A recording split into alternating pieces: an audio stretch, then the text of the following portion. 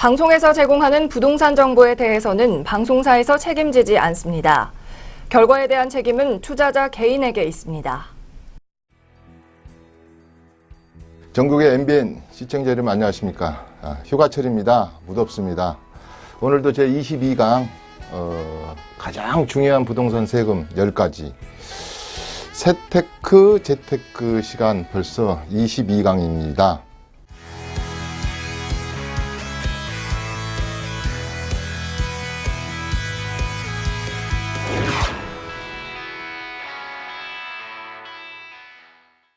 첫째는 출발점이 뭘까요? 뭔가를 취득해야 되겠죠. 그래서 취득하는 겁니다. 산다는 얘기겠죠. 살 때 제일 제가 저번에 4, 5강의 세금을 전문적으로 하는 시리즈 그 특강 중에 가장 그 고민을 많이 하는 분 중에 한 분들이 이 공동에 대한 공동등기다 이 말이죠. 이걸 해야 좋느냐 안 해야 좋느냐. 결론부터 말씀드리면 10가지 중에서 9가지가 공동등기를 했을 때 좋은 점이 있고요. 또 굳이 한 가지를 안 좋은 점이 좀 찾는다면 공동등기를 했을 때 우리 의료보험이랄지 국민연금 같은 것이 좀 올라갈 수가 있는 거고요. 공동등기 했을 때 솔직히 요새 젊은 분들도 많이 하시고 저 중간에 50대, 70대, 80대 돼가지고 내가 그 인생을 마감하기 전에 내 사랑하는 가족들에게, 내 사랑하는 배우자에게 사전 증여를 하는 경우도 있거든요.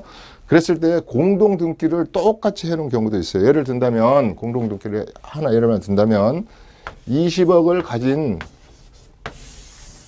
어느 두 인구 부부가 쉬운 말로 한 배우자가 생을 먼저 마감을 해도 우리가 기본공제 5억, 배우자 공제 5억 이렇게 해서 1차적으로 상속세의 대상으로부터 과세 범위에서 벗어나죠.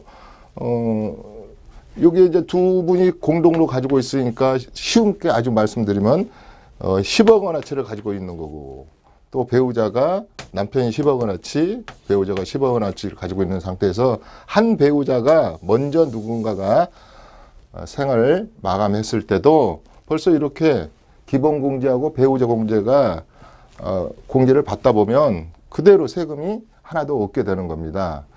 그런데 이것을 어떤 분이 배우자한테 욕심 많게 주지 않고 혼자 가지고 있다가 돌아가셨다 그런다면 아마 상속세 얼추 계산하면 한 2억 2, 3천 나올 거예요.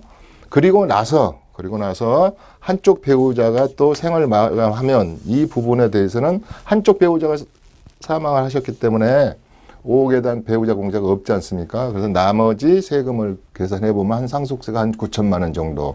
그래서 이런 거 하나만 보더라도 다음에 상속이로 인한 상속세, 또 양도했을 때 누진세로서부터 또 세율이 좀 낮아지는 거. 이런 것은 뭐 저번 시간에도 많이 했으니까. 그래서 공동등기에 대한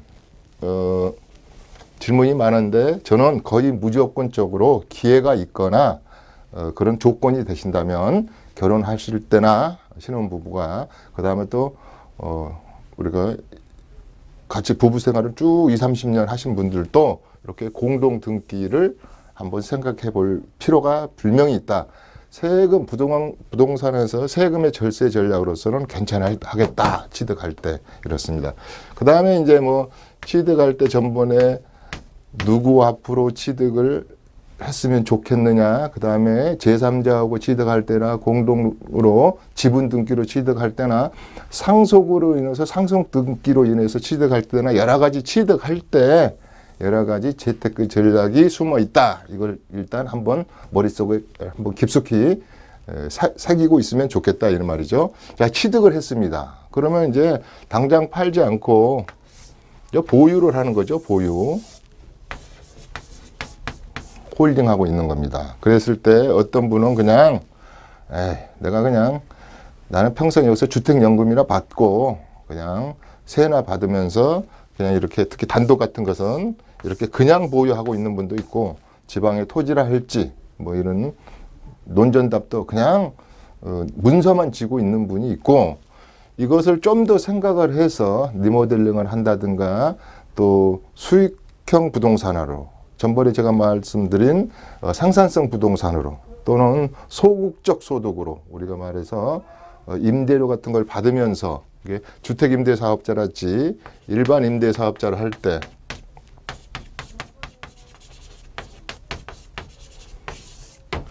임대사업자를 누구로 낼 것인가에 대해서 많은 질문을 하십니다. 그 이유는 이렇게 뭐 주택임대사업자나 일반 임대사업자를 내다 보니까 피보험자 자격을 상실해가지고 나 앞으로 의료보험이 많이 내게 된다든가, 내가 내게 된다든가, 또 국민연금이 부담해야 될 돈이 또 많이 올라간다든가 그랬을 때, 보유했을 때는 사실은 크게 이게 임대했을 때 그런 일반 우리 상가나 빌딩 임대사업자랄지 주택임대사업자랄지 크게 문제가 없습니다. 왜냐면 임대료 받아가지고 세금 내는 거고, 보유했을 때 아다시피 종부세랄지 재산세랄지 이런 것들은 자율납부세이기 때문에 고지서로 지방세랄지 국세랄지 고지세대로 나온 대로 그냥 밀리지 않고 내기 때문에 크게 문제가 없고 그렇게 골치 아프지가 않습니다. 단 우리가 1월 1일부터 자동차세에서부터 12월 달에 종부세까지 뭐 이번 지금 우리 7월 달도 뭐 여러 가지 재산세랄지 많이 매달 거의 12개월 매달 세금이 나와서 귀찮아서 그렇지, 일단 보유했을 때는 큰 세금으로부터 절세 전략이 그렇게 필요한 건 아니다. 단 여기서는 이제 이 부분 임대로 가가지고는 전전 시간에도 많이 해드렸지만 임대사업자 부분에 대해서는, 주택임대사업자 부분에 대해서는 여러 가지로 절세 전략을 생각해 봐야 될 필요성은 분명히 있죠. 그 다음에가 뭐냐? 그 다음에가 취득하고 보유를 했는데, 하나는 제일 여러분들이 무서운 거, 양도소득세죠. 양도.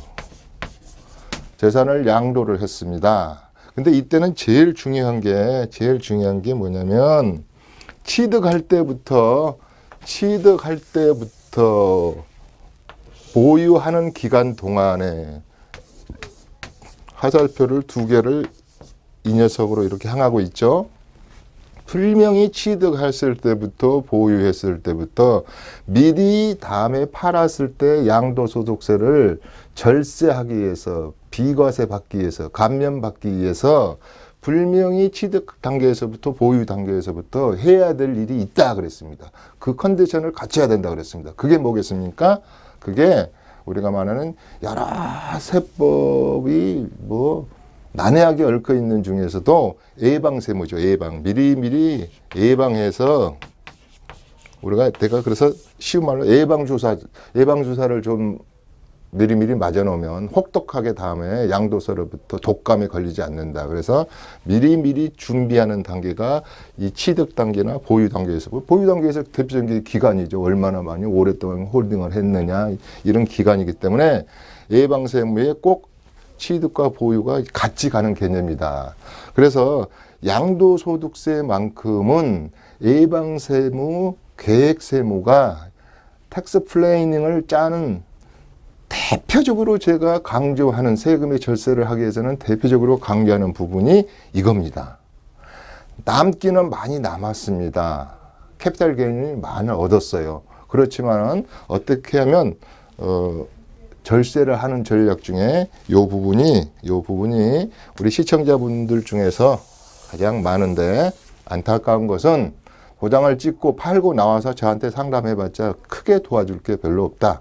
단 도장을 찍기 전에 꼭 한번 저를 찾아서 상담을 한다면 여러 가지 컨디션을 제가 조사를 해서, 기간이 부족하면 기간을 채우라 그럴 거고, 면적, 그 다음에 우리 실거래 가격으로 했을 때 매매 가격이랄지 이런 필요 충분 조건이 안 맞으면 거기에 맞춰서 파는 시간을 조정한다든지 금액을 조정한다든지 이렇게 할 겁니다. 그래서 뭐 세대 분리들도 이렇게 분리시킨다든지, 그래서 양도소득세만큼은 미리 준비를 하는 게 좋다. 그 다음에 이 세 가지도 중요하지만 요즘 더더욱 중요한 것이 두 가지가 더 있다고 그랬죠. 이렇게 이것과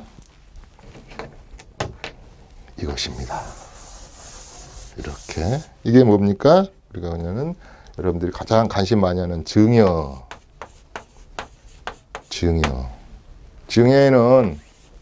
증여가 사전에 어떤 사전에 증여하자. 사전에.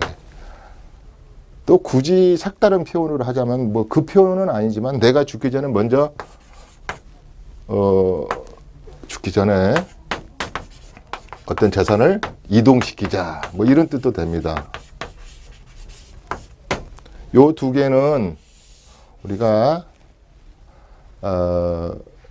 전비속으로부터랄지 또 요속에는 비속으로부터 무상으로 내가 부동산을 증여받아서 또 우리 선대가 사망으로 인해서 재산을 상속받아서 증여세도 내야 되고 상속세도 내야 되는데 그걸 상증세 그랬다 그랬지 않습니까? 상증세.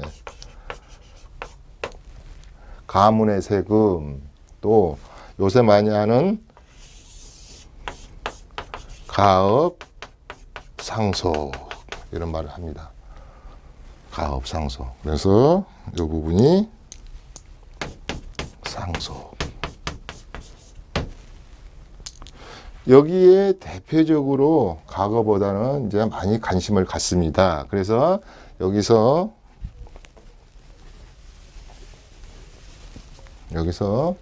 어떻게 좀 미리 그 다음에 세무서가 보는 국세청에서 보는 각도의 입맛에 맞추기 위해서는 내가 어떤 조건을 좀 갖춰 놔야 되는가 이런 것들을 얘기합니다. 그래서 간주 상속이니 의제 상속이니 이런 말을 많이 합니다. 그래서 오늘 뭐 시간상 뭐 이런 것을 우리가 뭐 하나하나 이제 짚어보기는 그렇지만 앞으로도 시간이 많이 남았으니까 이런 거 하나 이런 한 부분만 해도 이게 1시간짜리 강의거든요. 그래서 의제, 상속, 간주 상속, 의제 증여 뭐 이런 것들을 좀 디테일하게 좀 공부를 할 필요가 있습니다. 그래서 일단 증여세가 됐든 상속세가 됐든 우리가 꼭 알아야 될 것들이 이제 몇 가지가 있죠. 그래서 요것하고의 밀접한 관계가 있는 우리 시청자 여러분들이 고민하는 세금 중에 하나가 요것하고 관계가 있는 세금 중에 하나가 자금에 대한 출처죠. 자금.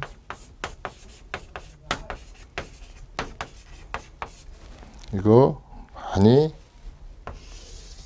이렇게 자금에 대한 출처. 지금 제가 부동산 관련 세금만 하고 있습니다. 제가 전번 시간에 우리 사업소득세도 이야기도 하고 대강 몇 가지는 짚어드렸는데, 자 지금 이렇게 본다면 크게 이제 고민거리가 세금 문제는 이렇습니다. 세금 문제 정도는 취득해서 보유해서 양도해서 증여 상속 중에서 자금 출처 이겁니다. 이 속에 이제 각자 시청자 여러분들이 고민이 이제 각자 가지고 있는 겁니다. 자, 그래서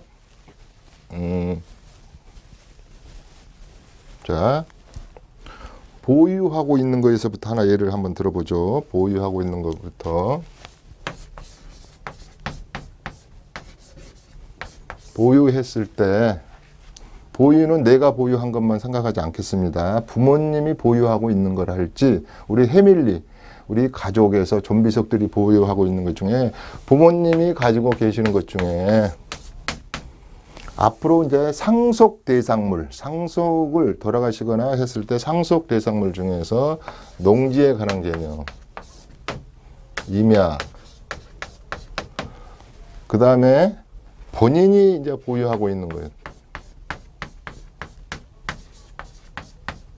이렇게 나눌 수가 있겠죠. 보유도.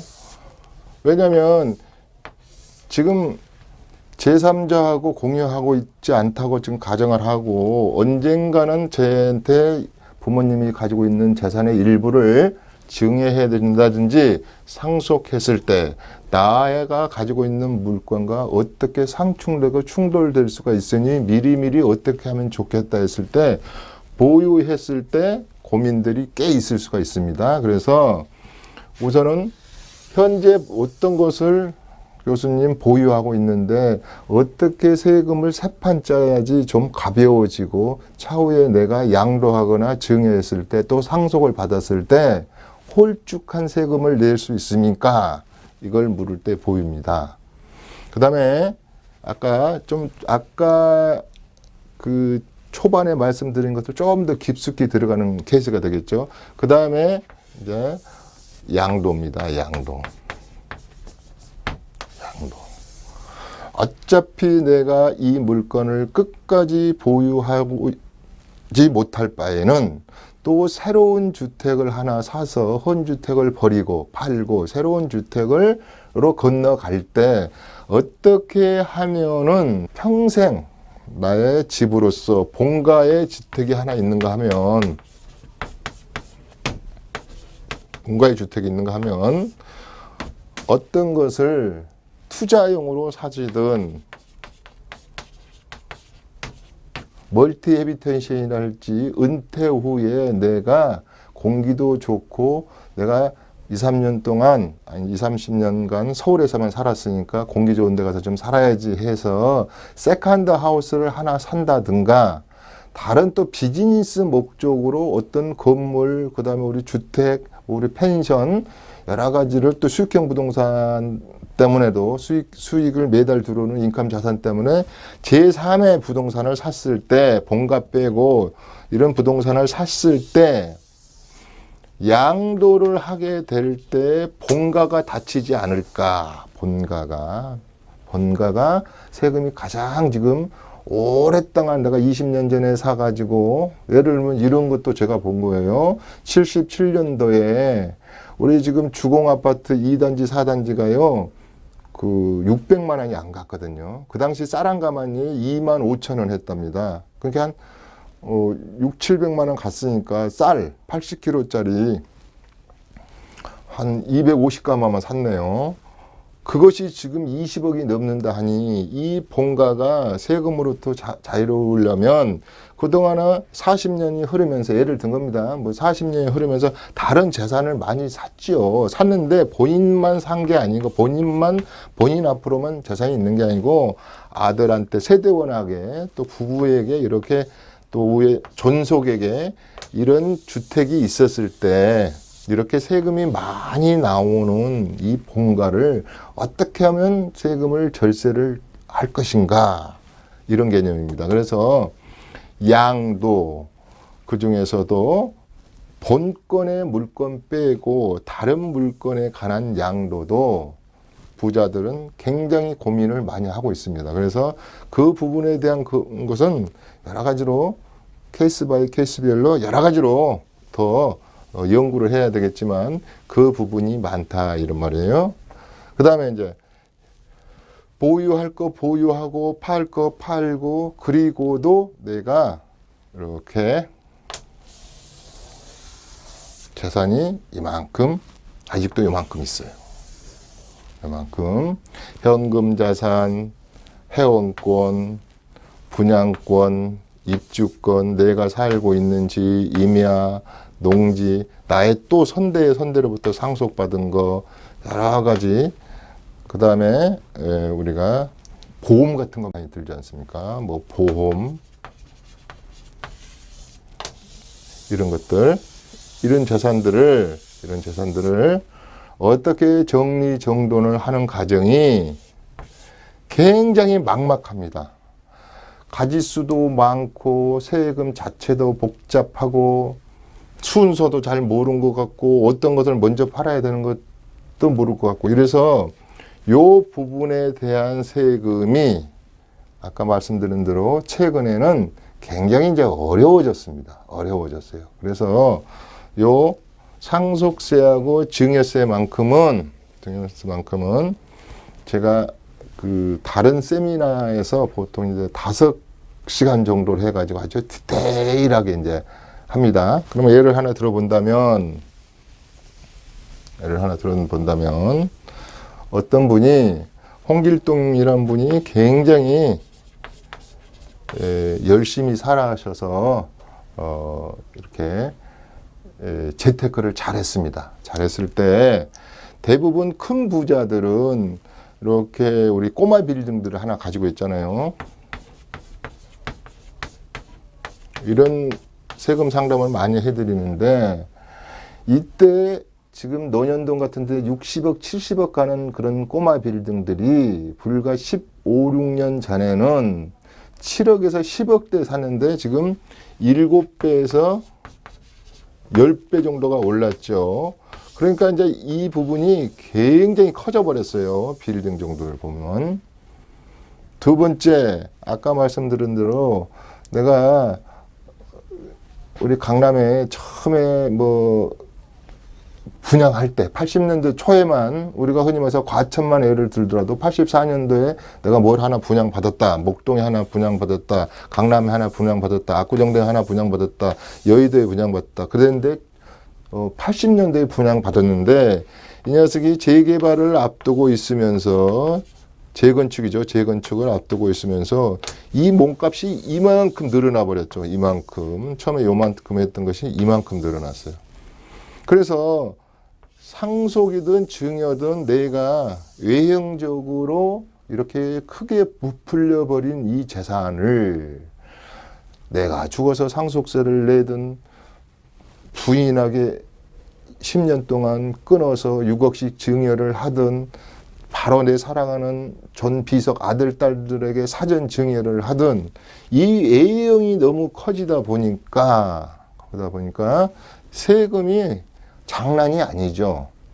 그래서 외국 같은 데서는 이 세금을 이제 받았어요. 내가 상속을 받았다 하든 증여를 받았다 하면은 상속세 낼 돈이 어디 있습니까?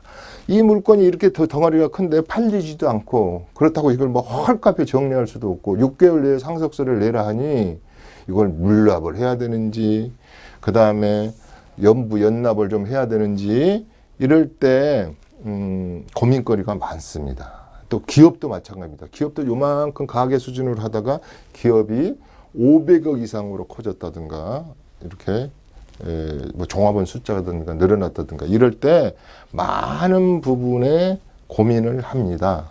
이 부분이 제일 고민을 많이 하시는 것 같아요. 이랬을 때도 이것을 낱낱이 어떻게든지 분석을 해서